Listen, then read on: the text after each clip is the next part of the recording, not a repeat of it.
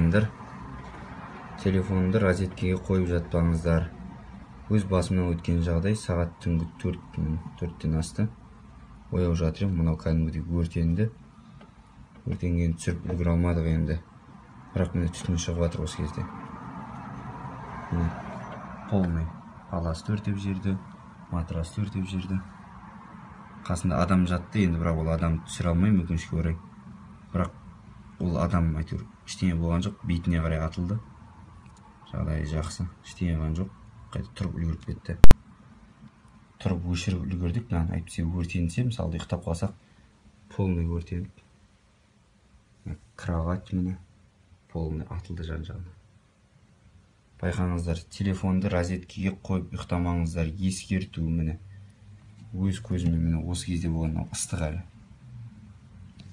Розеткені атып жерді өртенді.